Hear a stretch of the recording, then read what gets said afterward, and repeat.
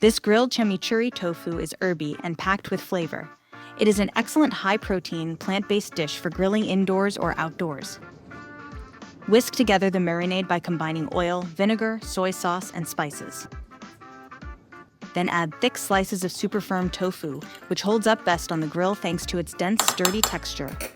Coat each piece thoroughly in the marinade, ensuring maximum flavor. Let it chill in the fridge while you prepare the sauce. For the sauce, you can crush or mince the garlic. Mix it with vinegar, lemon juice, salt, black pepper, red pepper flakes, oregano, and olive oil. Keep it rustic and chunky with chopped parsley for the best texture. Let it sit in the fridge while you grill the tofu.